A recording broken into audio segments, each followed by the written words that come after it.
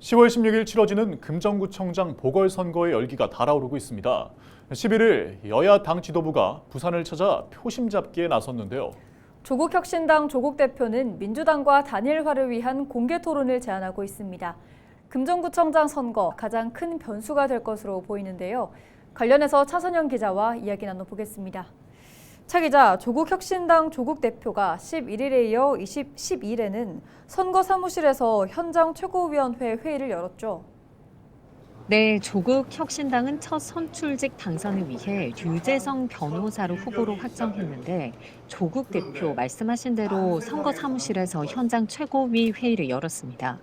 이 자리에서 조 대표는 더불어민주당의 금정구청장 보궐선거 후보 단일화를 위한 공개 토론을 제안했는데요. 후보 간 공개 토론을 통해서 실력 있는 후보로 단일화하자는 겁니다.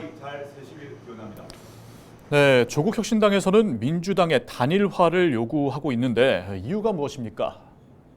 네, 금정구는 부산에서 대표적인 보수 텃밭입니다. 금정구청장 선거에서 민주당이 승리한 건 제7대 지방선거에서 이긴 정미영 전 금정구청장 사례가 유일한데요.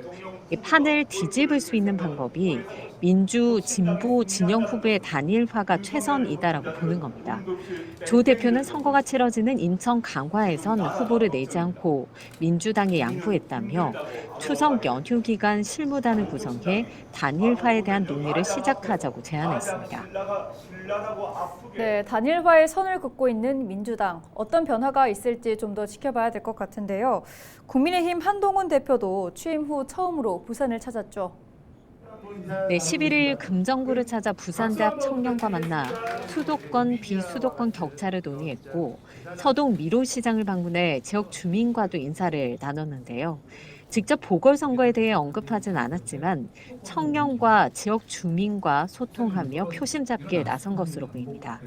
지난 국회의원 선거에서 전국적으로 봤을 땐 국민의힘이 참패했지만 부산에선 국민의힘이 선전했죠.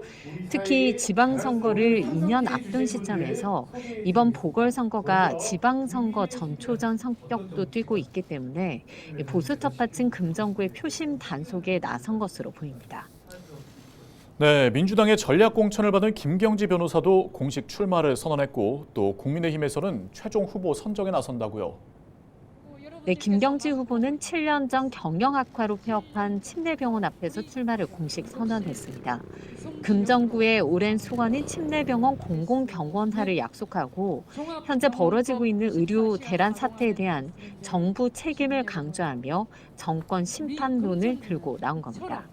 국민의힘에선 윤희현, 최봉한 예비후보가 당원 선거인단과 일반 유권자를 대상으로 여론조사에 나섰고 14일 최종 후보자가 선정될 것으로 보입니다.